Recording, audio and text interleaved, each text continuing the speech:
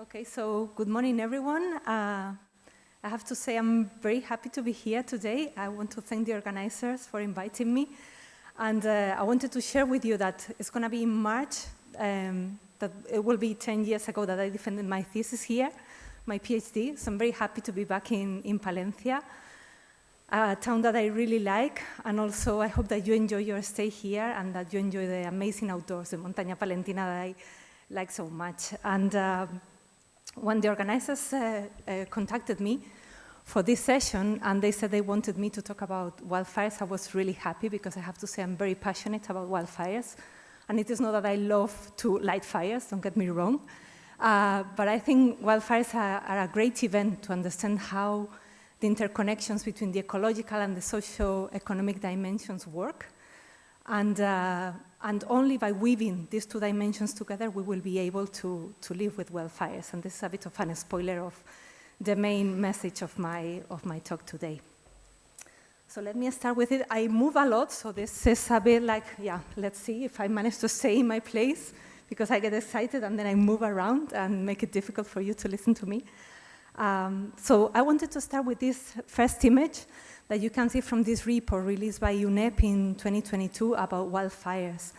And probably you know that fire is a key process in many ecosystems, and it plays a major role in shaping many healthy ecosystems around the world. But however, the intensity, but also the frequency and the extension of wildfires has been growing in the last years, and fires have become a socioeconomic and also an ecological threat in many regions around the world.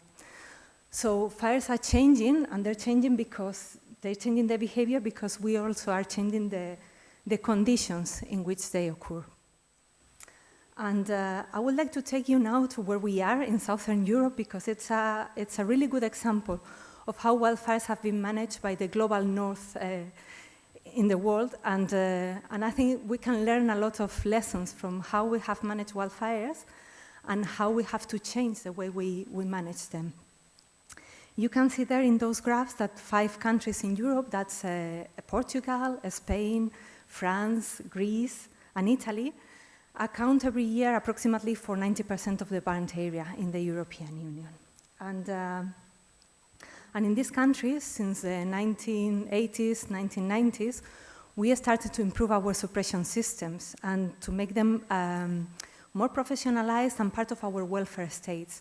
And of course, this allowed, as I say there, to protect our forest ecosystems, and importantly, the wild and urban interface, this area where urban people or urban settlements are very close to the forest and hence in a likely danger of suffering damages from wildfires. What you can see in those graphs are the statistics about the number of fires in those countries, average fire size, and burnt area. So you can see in the number of fires that since the end of the 1990s, the number of fires decreased. It was higher before also because we improved the way our statistics, the way we account for these events. And they decreased towards the end of the 1990s. And also, if you look at the average fire size, that also decreased. Importantly, because we improved the way we're suppressing fires. We're getting better in stopping fires successfully. In the case of the burnt area, the tail is a bit different, and you see more irregularities. And this is also linked to the seasonal meteorological conditions that are really having a greater impact on the size of this burnt area. Of course, in the last years, in the European Union, we're seeing an increase in wildfires, also because we're having fires, as I said before, in areas or in regions in Europe, outside of Southern Europe, where we didn't have them before. And if you look at these two graphs, you will see in this dark color, in this dark blue color, the fires, the big wildfires, those that are more than 5,000 hectares. So if you look in the top graph, you see that those represent a very tiny percentage of the number of wildfires. But in really dramatic years, like 2017, and in the last years between 2021 and 2023, these big wildfires represent a very substantial percentage of the total burnt area. So what we're having, and we've just seen the examples of California, which also has a lot to do with this Mediterranean climate, what we're seeing is these big wildfires are increasingly having a major role in the amount of burnt area annually. And this is linked to this, to the limited capacity that our suppression systems have to eliminate the risk of these major catastrophes if they're not coupled with combined fuel management strategies. And this relates to this, to the limit of this extinguishing technology to tackle these big events. Probably you saw the images lately. In California, we have very technified suppression systems, but wildfires surpass this suppression capacity very easily. So of course, we have to change the way we do it and to improve the way we manage the fuel, the vegetation, either alive or dead, in our landscapes. And together with this, we have the impact of climate change. With this continued warming, we have longer fire seasons, and this likelihood of mega fires is also increasing, driving additional impacts both on society and our ecosystems. When we focus, and this is something that we have seen a lot in the United States, when we have this tremendous focus on suppressing fires, the underlying idea or the underlying way of thinking for that is that we have a problem that is relatively simple and generally linear with respect to cause and effect. We're having more burnt area, hence we have to increase our suppression system to stop those fires. And this way of thinking, and assuming that the wildfire is something generally linear and easy to solve, has taken us to this well-known fire paradox that I described there, which is this short-term success. We're getting very good in suppressing fires, is creating our own failure, because we're creating the conditions for biomass, for vegetation to grow. Since nothing is burnt, then the vegetation grows, and then when we have a year with adverse weather, then we see these wildfire events that cause these really large burnt areas. If we rather think of wildfires as a wicked problem, and wicked problems are those that are inherently difficult to solve. So if we would assume that we are facing something that is complex and that is connected to other problems, such as climate change, but also rural exodus, as I will talk about in a moment, or urban sprawl, then we might be able to tackle fires in a different way, and also consider that maybe we don't want to totally remove fire as a natural event from our ecosystems. And assuming this new way of looking into these events would also take us to this paradigm shift in how we deal with wildfires. And this implies changing the way we allocate our budgets when we manage wildfires. This image comes from this UNEP report I showed you in the beginning. And you can see there the proposal that the people preparing this report was making on how we allocate our expenditures. You see there the 5 phases of wildfires. That's review, risk reduction, readiness, response, and recovery. We say the 5 R's of wildfires. And in blue, you see what is the estimate of current expenditures, and in green, what they're proposing to do, how we reallocate these expenses. You see that there that in response, in suppression, we are spending a lot compared, for example, to risk reduction, which is in the other, in the second bar. Still, what we spend in these few phases is just 10% of all these losses and damages. So if we are to change the way we deal with things and allocate more budget to these initial phases before the wildfire takes place, that will, this readjusting of budget lines will also mean that we have to trigger behavioral changes in different people, in forest owners, land managers, but also in our institutions. And where is this social dimension found when we talk about wildfire risk, which is, from this graph you can see that wildfire risk has these 2 main dimensions. The first one is the danger or hazard, and then the vulnerability. The first one addresses the likelihood of a fire to start, and the second one looks into the exposure, how people are people and ecosystems are susceptible to wildfires. So you see that the social component is found in several places. First, in the ignitions, because in Europe, for example, 90% of the fires are started by humans, either accidentally or intentionally.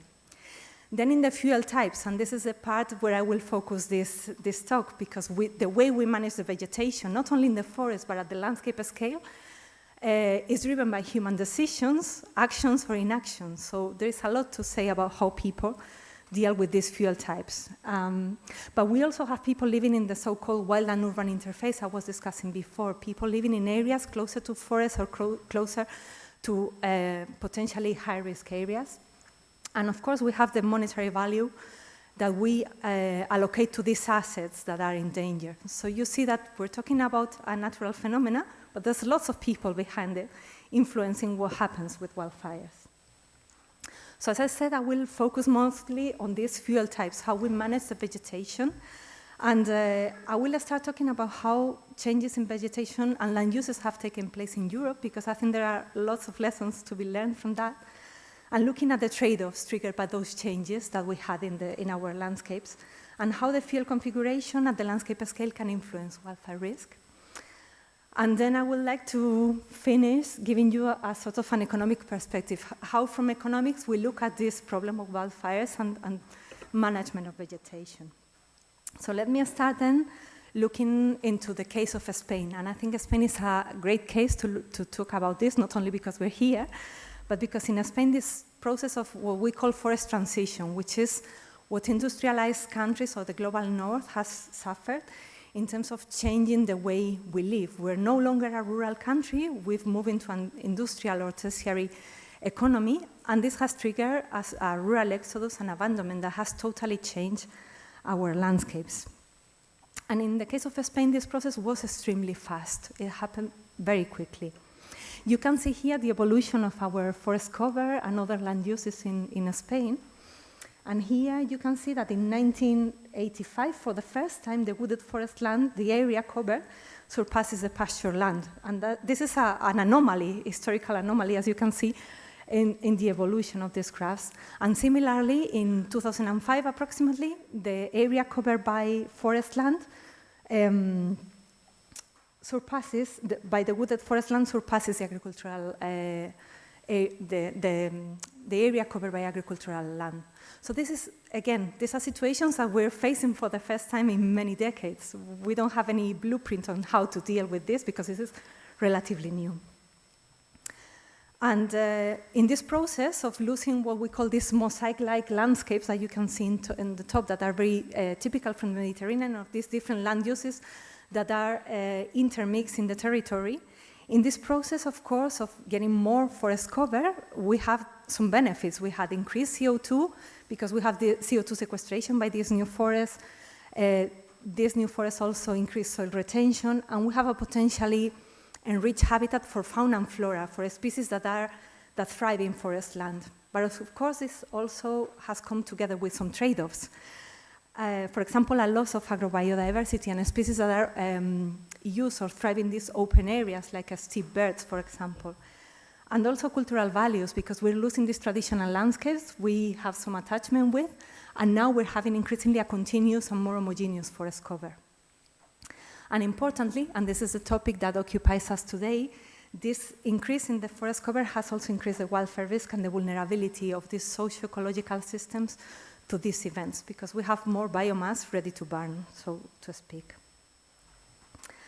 At the same time, we are lately in the last years, and I gave you here some examples of recently published papers, we're having increasing evidence of what is the key role that this mosaic of agro-silvopastoral landscapes that we're sort of losing play for wildfire resilience. We know that this combination of agriculture and fire-resistant forests are the best, or one of the best, to reduce the damages to ecosystem services by wildfire.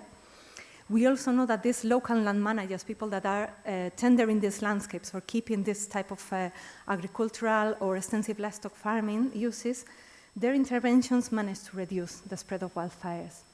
And finally, and that's the last paper, we know that these territories which have more active land governance, and that means that we have less abandonment, people are still managing the land and they haven't left, these areas show lower wildfire impacts, even under very severe conditions of flammability and climatic conditions. So we have this situation where we're losing this type of mosaics, but we know that we can count on them, or they're reliable, or they're useful for tackling the wildfire issue. How we look at it from an economic point of view, and I ask you now to wear your economic glasses, and I invite you to look at it from this perspective. From For economists, they would tell you that wildfires are an externality, an unintended consequence of the way we manage or don't manage our landscapes. So we have land managers or owners that underinvest in risk mitigation, and we're facing these situations. And due to several reasons, maybe because they have insufficient knowledge or financial capacity or motivation. And this lack of management, of enough management to have these resilient landscapes to wildfires, impact on us as a society, because we all are having these negative externalities, this unintended situation where we have our forest burned, we have a smoke, we have a lot of different disservices, as we call them. So of course, facing this scenario, it would be justified to have a public intervention to try to steer more action or more active management. And how we do it? We can use, as we say in economics, either carrots or sticks. We can use carrots and provide incentives or compensate people for mitigation actions, or we can use these incentives, such as taxes or fees, because they don't do enough of what we need them to do for societal well-being. In a study that I conducted with some colleagues from the European Forest Institute, and this is in the frame of this European project, FIRES, we recently delivered this policy brief on a literary bibliographic review we conducted both on scientific and also on grey literature, looking into what is out there in terms of economic incentives that try to trigger these actions for fire risk reduction. And this is what we found, the different initiatives or the different economic instruments that are out there. And I will focus namely on subsidies and payment for ecosystem services instruments, because as I will show you, these are the most abundant. And the money to fund this type of schemes usually comes from public administrations, national, regional, or European Union funding to fund the systems where we reward these landowners or stewards for the risk reduction activities that they undertake. As I said before, what we found is that subsidies and then payments for ecosystem services are the most common instruments, and subsidies are especially the most common ones in Europe. And this relates to the Common Agricultural Policy. Maybe some of you already know about it, but this is the policy in the European Union that gets the highest share of the budget of the Common Policy. And it is one of the most influential factors of landscape change. Maybe some of you already know, but in Europe we have a common agricultural policy, but we don't have a common forest policy. So it's a common agricultural policy that has some funding schemes or measures to try to steer or to stimulate forest management. And this is always found on the second pillar of this policy, which is a rural development program, where they have some of these voluntary subsidies or schemes that farmers, but also forest owners, can apply for. And this is one of the most important instruments, as I say there, to support competitiveness, environmental performance, and viability of rural areas. So some researchers, and this is a study I really like and I wanted to show to you from this Mario Colonico and co-authors, have been looking into how these rural development programs, these subsidies, to what extent are they contributing to improve wildfire resilience? You can see there two maps of Italy. On the left, you have which are the measures that are funded by this program in terms of direct prevention of wildfires. That means funding actions on, for example, maintaining fire breaks or strategic structures to suppress fires. And then on the right, what you have is indirect prevention measures. That means maintaining these mosaics that I was talking about, maintaining low-impact agriculture, extensive crops, extensive farming. And there, what you can see in yellow is the areas that are fire hotspots, areas that are very fire-prone landscapes. In the green color, you can see the rural development hotspots, the area that receive more of these payments, that are able to attract more payments or more subsidies. And then in blue, what we have, and you see that it's very scarce, the points in blue, are the areas with both things coincide. That means that we have a very fire-prone area that is able to attract money towards this end. So what they found is that there is very low spatial coordination in this type of schemes, and also that there is not a mechanism for trying to attract owners to apply for this type of funding in areas that are very fire prone. So we see that there is a lot of room for improvement in these schemes to really trigger this improved wildfire resilience in the landscape.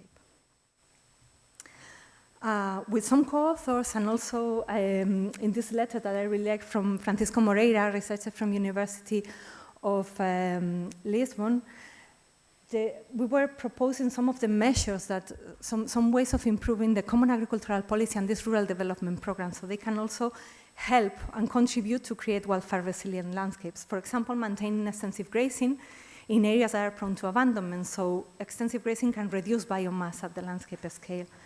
But also reorienting some of the measures, for example, to support multifunctional farming, or promoting high-impact measures, and one of them is result-based payments or payments for ecosystem services, which is the next thing I want to talk to you about. As I said before, we have subsidies on the one hand, and then payments for ecosystem services on the other. And in Spain, we have several examples already of this type of payments to reward extensive farmers, extensive grazers or shepherds, to provide wildfire prevention services in a strategic area. So the farmers with their herds, with their sheep and goat mainly, what they're doing is reducing biomass in strategic areas for wildfire prevention. And in this way, we can reduce the need of using mechanical means or machinery that frequently. We can rely on them to maintain a low biomass content. And in those areas, for example, in Andalusia, but also in Catalonia or in the Canary Islands, the farmers are rewarded. They receive a payment for providing this service of wildfire mitigation. One of the main differences of a payment for ecosystem services of a PES compared to a subsidy are the additionality and the conditionality. Additionality because we're asking them to do something different and additional to their usual way of managing. Farmers probably wouldn't go there and provide this service in these strategic areas unless we pay them to do it. We're paying them to change their behavior. And the conditionality is very important because we're paying them conditional on having fulfilled what we ask them to do. And this entails monitoring. We need to monitor and verify whether they have fulfilled what we want them to do and what we're paying for them to do, actually. So I want now to present you some results of my research that is very much focused on this interaction between extensive farming or extensive grazing and how we can count on these actors, on farmers, to reduce wildfire risk. And what we have seen in many of these schemes that I told you about, in Andalusia, in Catalonia, or in the Canary Islands in Spain, is that these schemes, these payment schemes, are designed very top-down typically. It's foresters or the Wildfire Prevention Service. Okay, we need a farmer to undertake these activities, so we're going to design a payment scheme. We publish the regulations, and then we hope that they enroll. But in some cases, oh, why farmers are not enrolling? We're paying them. We reckon this is something interesting for the business, but actually we don't have enough farmers interested in participating. Why is that? So that's something we wanted to investigate, to understand how we have to design these schemes from the point of view of the farmers, not of the foresters or the public administration, to get more of them involved. And maybe some of you may say, probably it's a matter of money. We have to pay them more and they will eventually participate. But what we know from the literature is that farmers, beyond these very crude financial reasons, they consider other factors to consider whether to participate or not to enroll in one of these programs. We know that their environmental attitudes are very important, also whether the scheme or the payment scheme aligns with their values, whether the scheme is designed with enough flexibility and has low associated costs for them, if they don't have to change a lot the way they manage their animals, and whether the compensation levels are considering the costs that they will have and the probable loss of income, because they have, this can be a very demanding activity for them in the way that they manage their animals. That's something we can discuss later. How am I doing in time? Yeah, still have 5 minutes, won't take me long.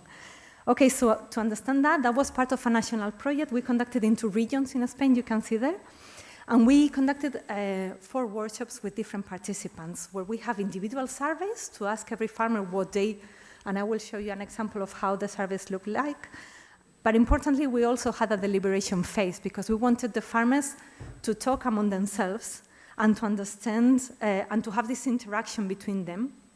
And in that deliberation, what we expect them is to discover which are the shared values that they have, maybe new values in this exchange with other farmers, and also to understand with them which are the hypothetical consequences of enrolling this program by sharing their opinion with other farmers. And then we had an individual survey, and this is a bit about economics, but I promise I will be very short, and I took out all my econometrics, but I will be happy to show them to you later.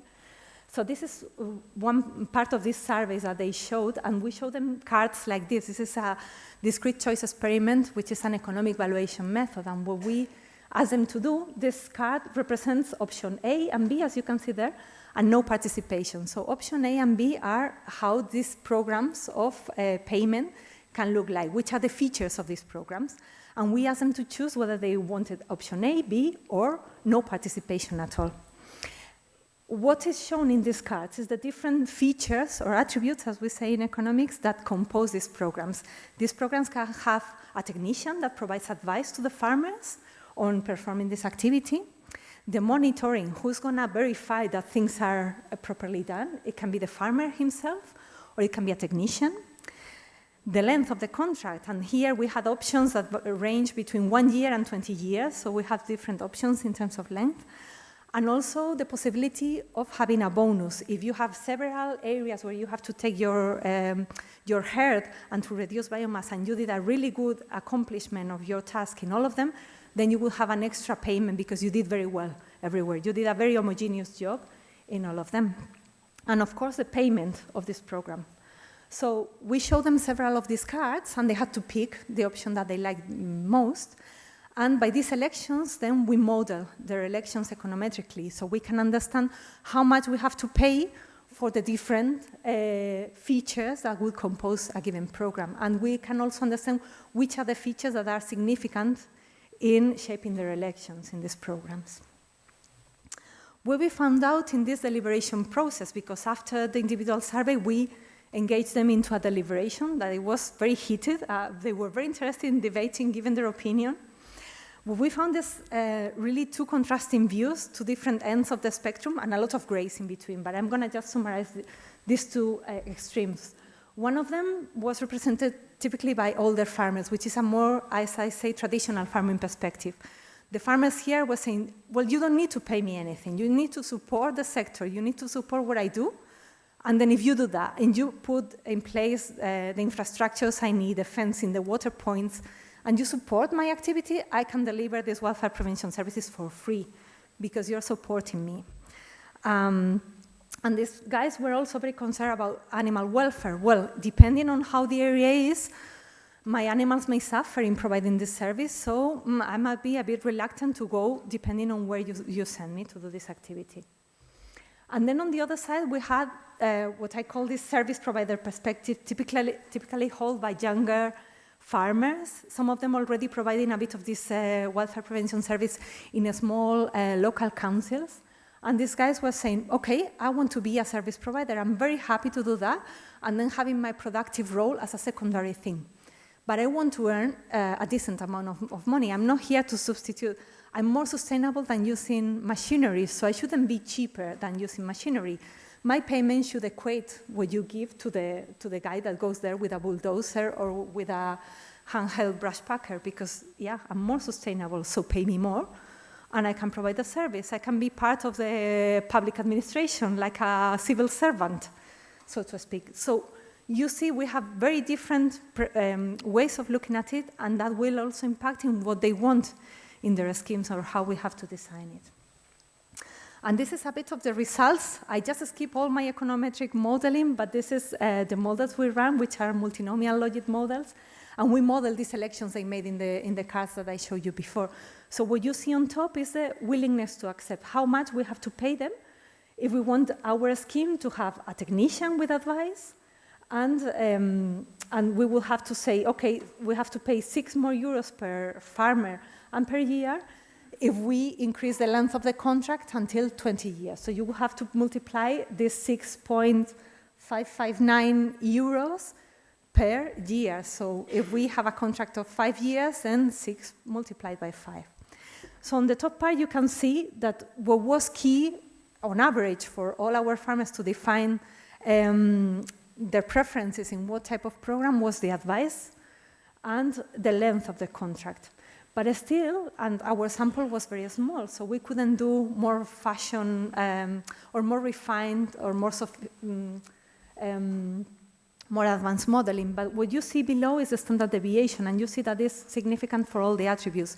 And that shows a lot of heterogeneity among our respondents that also relates to these different views that they have on what is farming and how welfare prevention is provided.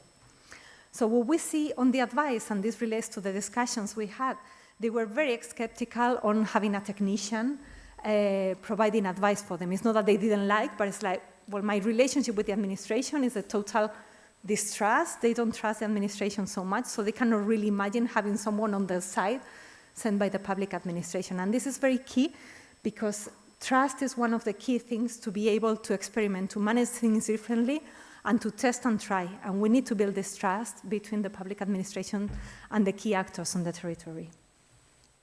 What we see in the bonus, where it's not significant to get a bonus, as you see in the top part, but it has some heterogeneity, and there was a big debate on this bonus, because for some of them, having a bonus is good. For some others, it's a sort of, these guys in the public administration are not understanding what I do, because if I don't fulfill or if I don't deliver a high accomplishment in some areas, it's not because I don't want to, it's because I can't, because the area can be having a really bad pasture quality that would risk the welfare of my animals, and I'm not willing to risk that. So if I'm not delivering, it's not because I don't want to, it's because I can't. The conditions are not optimal for that. And then in terms of the length of the contracts, they all wanted medium to long contracts. Imagine that you have to provide this service, and then you have to manage your herd or your livestock differently. And the contract lasts just 1 year, so you had to do an adaptation of your management to provide this service in an area maybe far from your farm, and then the next year I may not be there providing this service. So all this adaptation that takes time should be backed up with longer contract lengths to be attractive for them, but also with flexibility, because 20 years for some of them is like, well, I cannot commit for 20 years. What if I change the orientation of my farm? If things happen, I cannot commit to that so long. So flexibility, which is something common in this type of contracts, was very important for all of them. And then you can see the monitoring. That is not significant, but the standard deviation is quite high because, again, we had a lot of heterogeneity there. For some farmers, for the younger ones that were already providing this service in local councils, they said, oh, I love to do the monitoring myself, and I can send it through an app and take a picture so I can show that I really reduce the vegetation in those areas. Because in some cases, the technician that has to verify takes time to come, and then they don't see that I really fulfill or accomplish my duty. While some others were saying, yeah, but this is an extra work for me, and I'm going to be paid the same, and I'm going to have to do something else. It's an extra task to my day. Better to have it done by someone else. So you can see that there is a multiplicity of discourses or way of conceiving this, and we have to take those into account to make these payments efficient and effective in the territory.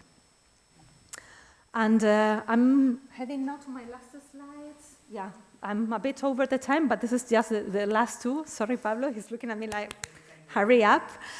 And this has to do not with the risk of wildfires, but also with just some reflections, maybe for the round table, on how we deal with social support and expectations. Because many of the measures that we take in tendering or managing our landscapes come with public money. We're using the money from the taxpayers, so desirably, we need to have some social backing for what we do in those landscapes. And we know that full protection against these new extreme fire regimes may not be possible. We might not be able to protect everybody at the same time when we have a big wildfire, so we need people to take responsibility on self-protection. And we also need to be more explicit about the different expectations or the different aims of different stakeholders in the territory. And I think I'm going to finish because I'm out of time, but I didn't want to skip this last slide on this very inspiring definition provided by Fantina Terim. She's a professor at University of Lisbon. She has been working for a long time on the social dimension of wildfires, and she defines a fire-smart territory as a territory with shared governance model, where empowered communities with high levels of knowledge and skills are able to decide and manage wildfire risk to keep it very low through economic, social activities that can not only contain wildfire danger, but also promote the benefits of fire use. So yeah, I'll leave you with this, and that's all. Thank you. Sorry, because it took me a bit longer.